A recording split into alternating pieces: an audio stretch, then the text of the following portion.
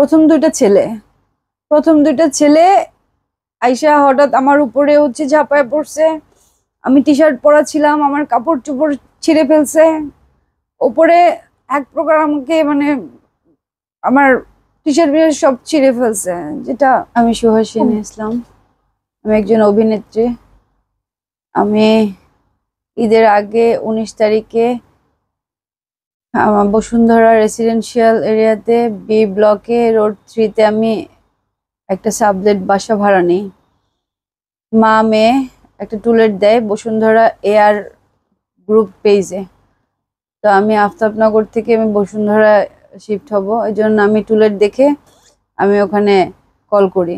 তো কল করার পরে মুরব্বী মহিলা সে কথা বলে, তার মেয়ে কথা বলে।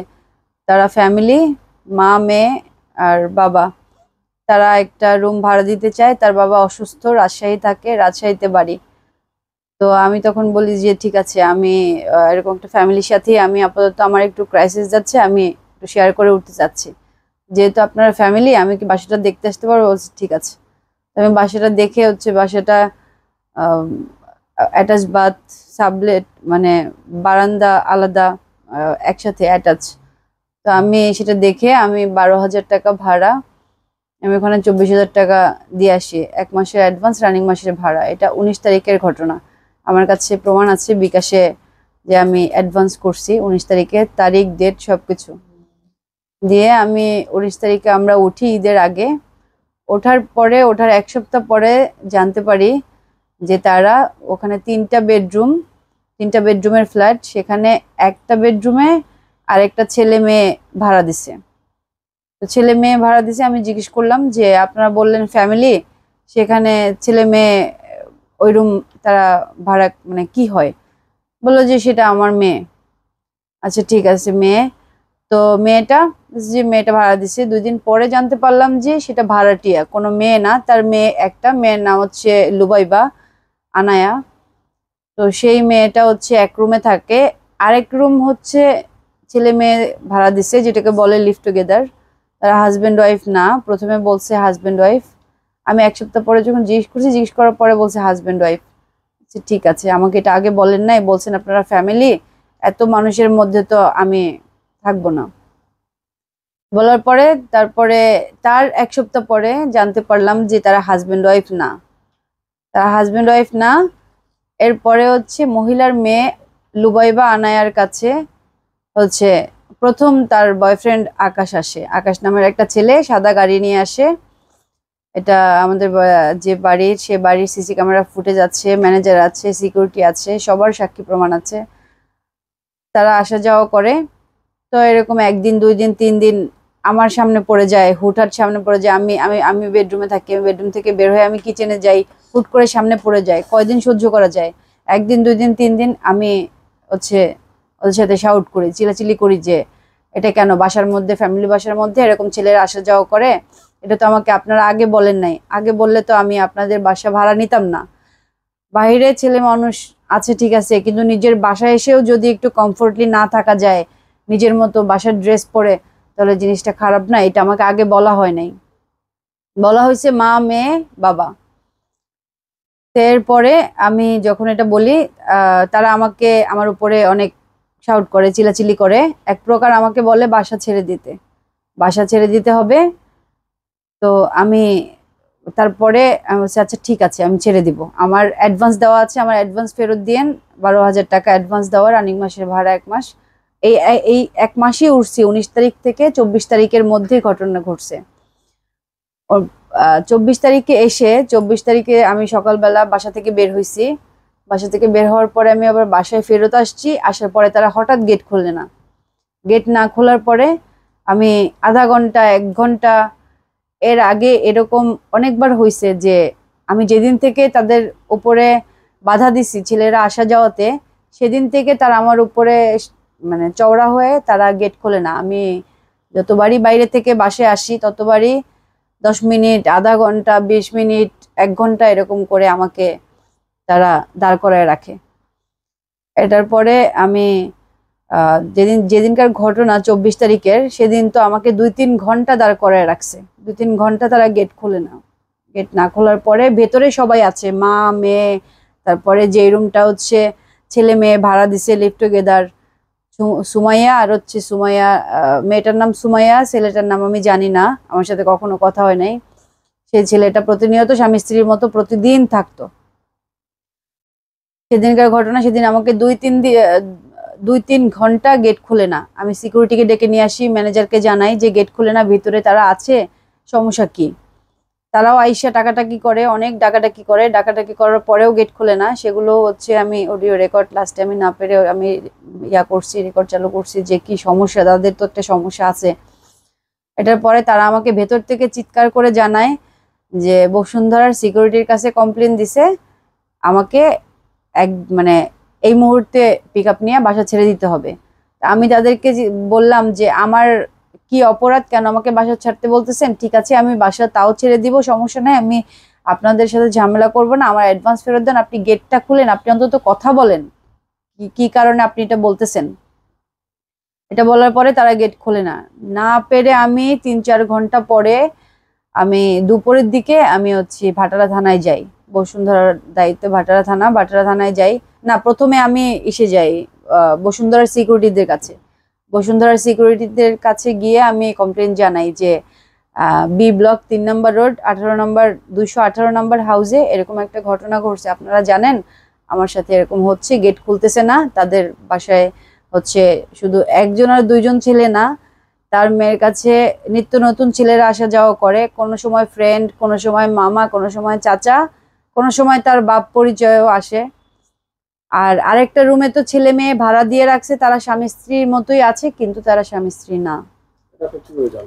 এটা যখন আমি জিজ্ঞেস করছি পরে এটা জানা গেল, এটা নিয়ে শাউট হইছে, এটা নিয়ে যখন বাসার মধ্যে চিল্লাচিল্লি হইছে যে আমাকে এটা আগে বলেন নাই কেন, এরা কারা, তখন সেই মেয়েটা নিজে স্বীকার করছে যে ওদের বিয়ে হয় নাই, ওদের বিয়ে হবে, বিয়ে হয় নাই, এটা রেস্ট্রিকশন লেস বাসা বলে উঠছে, তার বয়ফ্রেন্ড আসবে যাবে, এটা নাকি তাদের ডিলই ছিল, কথাই ছিল এটা ওই মহিলাকে। যখন আমি ওই মেয়েদেরকে জিজ্ঞেস করছি যে আপনারা এখানে কিভাবে আছেন, কিভাবে আপনারা বাসা নিছেন, মানে আপনারা বিয়ে করেন নাই, আপনারা কিভাবে এখানে থাকতেছেন, এটা আমি বাইরের মানুষ যদি জানাই তখন তো আপনাদের মান সম্মান যাবে, তখন বলল যে এটা তার মাকে ফোন দিয়ে কথা বলাই দিল যে এটা তাদের বিয়ে হয়েই আছে, মানে হবে আর কি, এখনো হয় নাই, কাইন্ড অফ লিভ টুগেদার। তো এটা হওয়ার পরে আমি বসুন্ধরা সিকিউরিটির কাছে যাই, সিকিউরিটির কাছে যাওয়ার পর সিকিউরিটিকে জানাই, সিকিউরিটিরা আসার পরে তাদের চিল্লাচিল্লি, তাদের গালাগালি, মানে অখাদ্য ভাষায় তারা চিল্লাচিল্লি করে, কিন্তু গেট খোলে না। গেট না খোলার পরে তারা ভেতর থেকে চিল্লাইতেছে, ওপাশ থেকে, ভেতর থেকে বলার পরেও তারা চলে যায়। তারা আমাকে বলে যায় যে আপা এটা আমাদের হয়তো সম্ভব না, আপনি থানায় যান, থানায় গিয়ে পুলিশ নিয়ে আসেন। তো আমি না পেরে আমি থানায় পুলিশের কাছে যাই। পুলিশের কাছে যাওয়ার পরে একটা জিডি করি, আমার জিডি কপি আপনাদের সামনে দেওয়া আছে। জিডি করে হচ্ছে পুলিশ নিয়ে আসি। পুলিশ আসার পরে এসআই ইকবাল আসার পরে বাসায় গেট খুলে, গেট খোলার পরে ওনার কাছে একটা মার্ডার মামলা থাকে আবার দায়িত্ব, উনি আমাকে গেট খুলে রুমে দিয়ে উনি চলে যায়। চলে যাওয়ার পরে হচ্ছে যে 2 দিন আমি সেদিন রাতে হচ্ছে ঘুমাই, আমার রুমে ঢুইকা অনেক চিল্লাচিল্লি হয়, অনেক ঝামেলা হয়, সারাদিন আমি এই সিকিউরিটি, ওই পুলিশ, ওই থানা এরকম করি, কিন্তু আমি বাসায় ঢুকতে পারি না। এবার আমি রুমে ঢুকে আমি ঘুমায় পড়ি, সেদিন সারা রাত ঘুমে চলে যায়। পরের দিন উঠে দেখি যে ফ্ল্যাটে কেউ নাই, যে ছেলে মেয়ে দুইটা লিভ টুগেদার ভাড়া নিচ্ছে সেই ছেলে মেয়ে দুইটাও নাই, মহিলাও নাই, মহিলার মেয়েও নাই।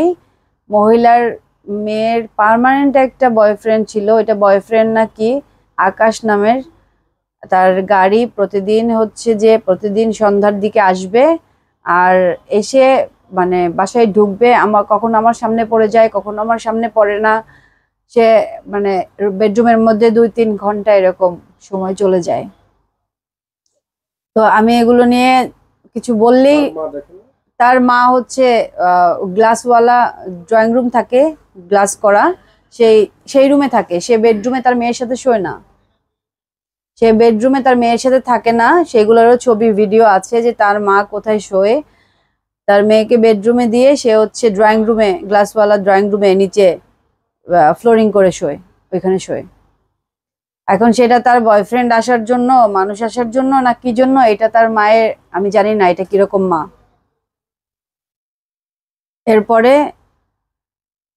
যেদিনকার ঘটনা 24 তারিখ, আমি 24 তারিখ রাতে ঘুমানোর পরে পুলিশ এসে আমাকে দিয়ে যায়। ঘুম থেকে উঠে দেখি তারা বাসায় কেউ নাই। বাসায় কেউ না থাকার পরে আমি ম্যানেজারকে গিয়ে জিজ্ঞেস করি যে আমার ফ্ল্যাটের সব লোকজন কোথায়। ম্যানেজার আমাকে জানায় যে বাসায় ওনারা বাসা ভাড়া দিছে ফ্যামিলির কাছে, মা বাবা মেয়ের কাছে।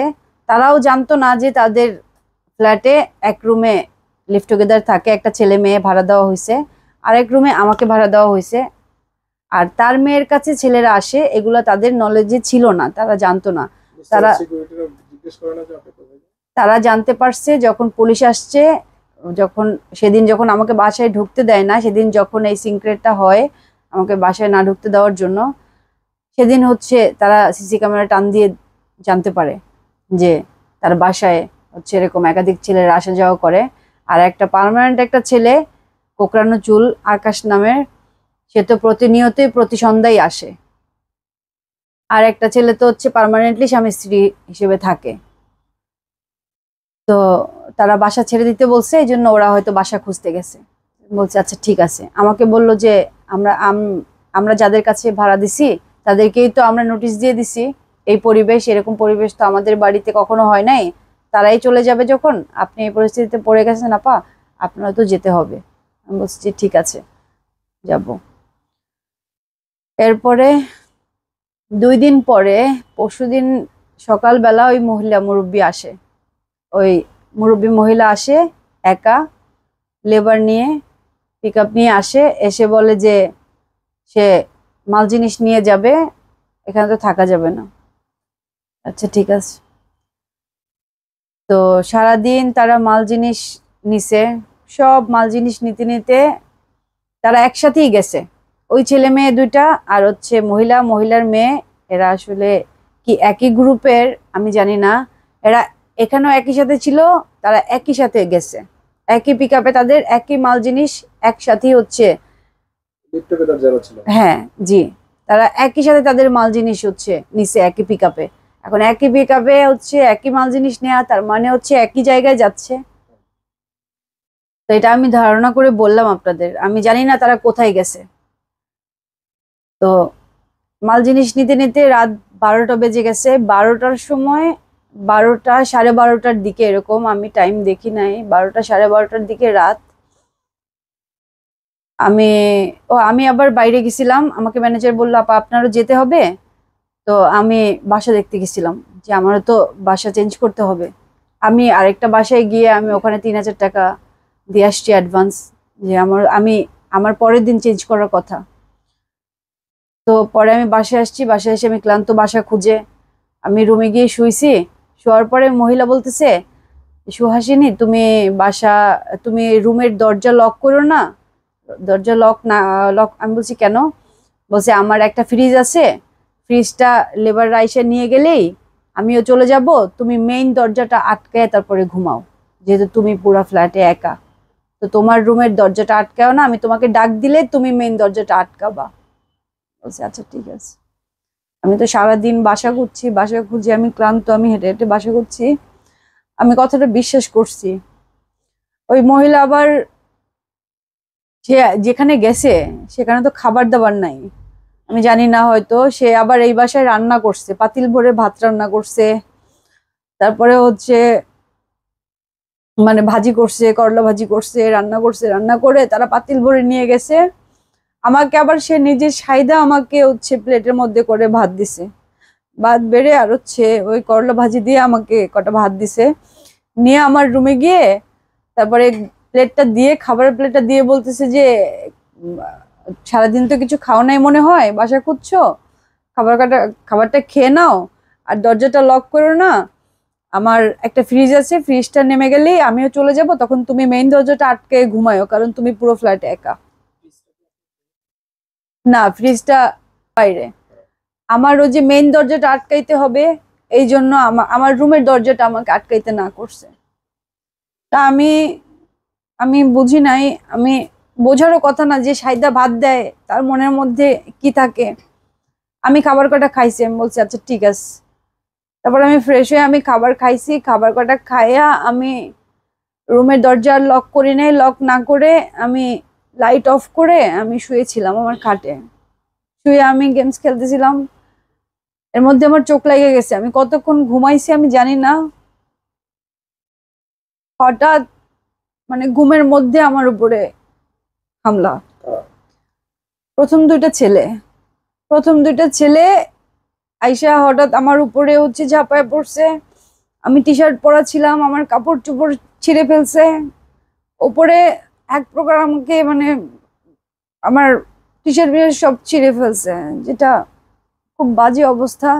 আমি যখন চিৎকার করতে নিচ্ছি, চিৎকার করে আমি আমাকে যেহেতু আমার উপরে দুইটা ছেলে মানে হামলা করছে, আমি আমি চিৎকার করছি আমাকে বাঁচানোর জন্য। তখন আমার গলার মধ্যে পাড়া দিয়ে ধরছে, আমার গলার মধ্যে। আমি তো শোয়া ছিলাম, আমি তো ওইটা বসতেও পারি না, আমি ঘুমেছিলাম। ওই ঘুমের মধ্যে যখন আমার আমার এসে ধরছে, আমি উঠতেও পারি নাই। ওই অবস্থায় যখন আমার যখন ধরছে, যখন চোখ খুলে যখন চিৎকার দিছি, আমার গলার মধ্যে পাড়া দিয়ে ধরছে, গলার মধ্যে পাড়া দিয়ে ধরছে। এরপরে আমি ছোটাছুটি করতেছি বাঁচার জন্য। আমারে থাপড়াইতেছে, আমাকে মারতেছে, আরেকজন আমার হাত পা ধরে বসছে। এরপর যখন আমি নিজের শক্তি দিয়ে জোর দিয়ে আমি যখন ওঠার চেষ্টা করতেছি, তখন ওই মেয়ে দুইটা আসে। মেয়ে দুইটা এসে বলে ওরে মাইরা ফেলো, ওরে মাইরা ফেলো, ওরে না মাইরা ফেললে ও আমাদের সবকিছু ফাঁস করে দিবে।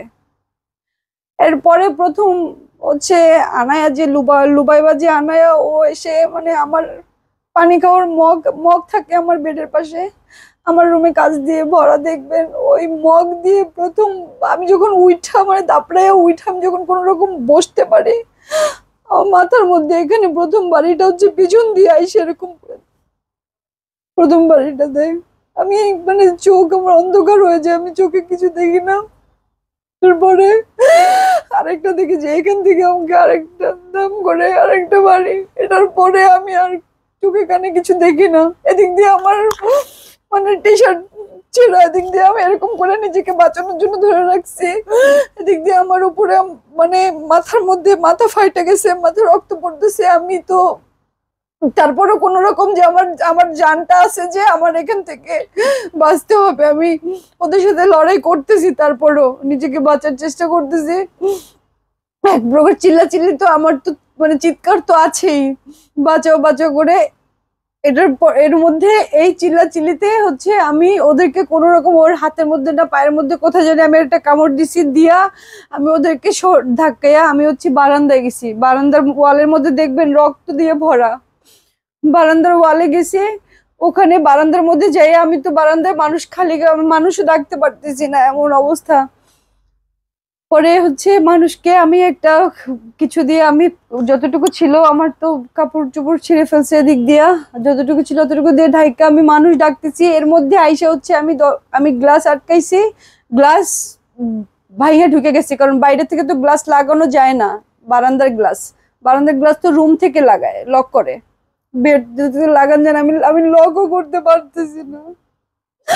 আমি যে রুম থেকে বেরোবো, ওইদিকে তো দরজা আটকাই আমার বেডরুমের মধ্যে হামলা করছে।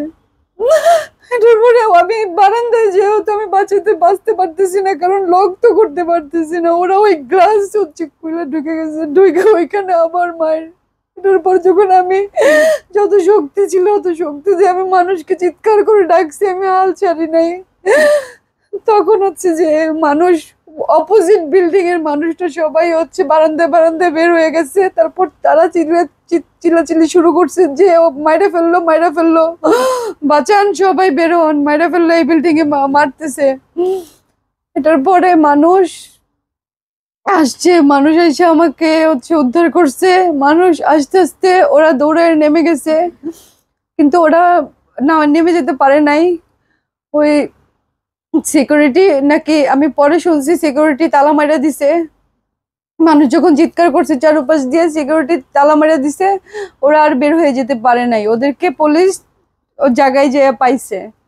যারা মানুষজন আমাকে বাঁচাইছে, ওই মানুষজন 999-এ কল দিছে। তারা পরে বললো, তারা কল দিয়ে পুলিশ আনছে, 2 গাড়ি পুলিশ আসছে। পুলিশ আসার পরে পুলিশরা সব দেখলো, সব দেখার পরে আমার এখানে ছবি তুললো। আমার তো রক্ত বাইরে পড়তেছে দিক দিয়ে। আমি কোন রকম পুলিশ আসার আগে ওই যে যারা আমাকে বাঁচাইছে তারা এসে আমাকে কাপড় চোপড় পরাইছে। কাপড় পরানোর পরে আমি ওখানে বসে রয়েছি। পুলিশ এসে সব দেখার পরে তারা নিচে গেছে। নিচে যাইয়া তারা কি করছে না করছে আমি জানি না। আমাকে এরপরে কিছুক্ষণ পরে আসলো আয়শা, এক পুলিশ কনস্টেবল আমার কাছে পাসপোর্ট চাইলো যে আপনার পাসপোর্ট দেন, আর আপনাকে হসপিটালে যেতে হবে, আপনি কাপড় পরে নিচে আসেন। আমি কাপড় পরে নিচে নামলাম। আমাকে ম্যানেজার দিয়ে হসপিটালে পাঠাইলো, কুর্মিটোলা হসপিটালে। হসপিটালের এই যে ইয়ে আছে হসপিটালে।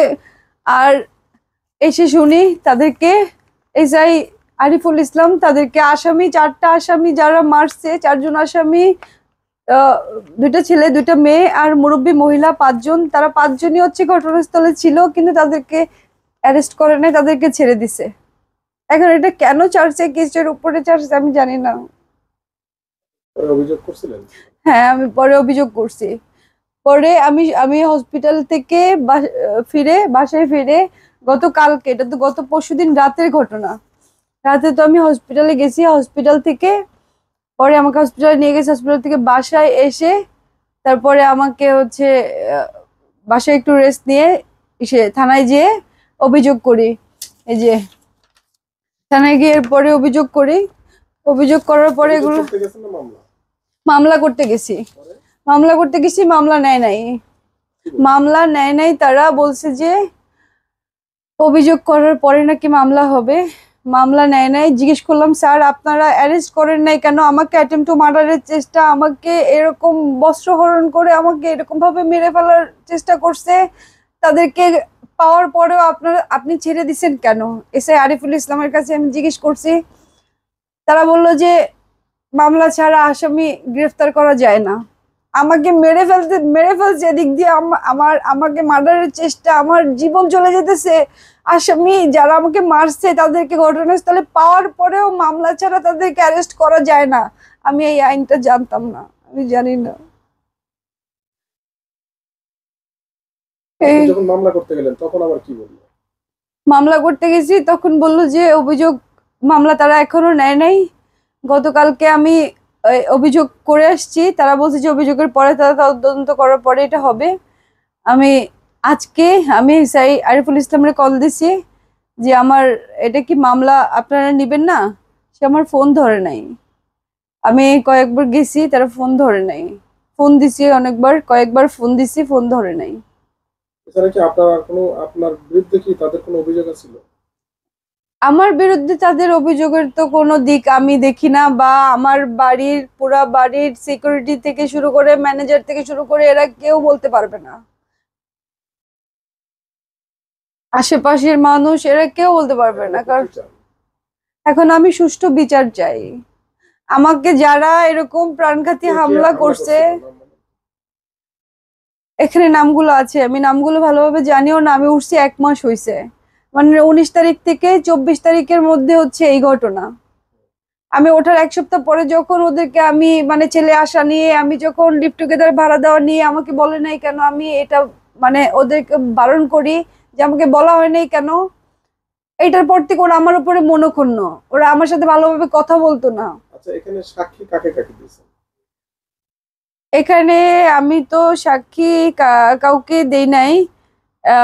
পুরা বাসার ম্যানেজার, সিকিউরিটি, বিল্ডিং এর যারা আমাকে বাঁচাইছে, আর যে ফ্ল্যাটে লিভ টুগেদার ছেলেমেয়েরা থাকতো আসা যাওয়া, এগুলো তো সব সিসি ক্যামেরার প্রমাণ আছে যে কোনটা সত্যি কোনটা মিথ্যা।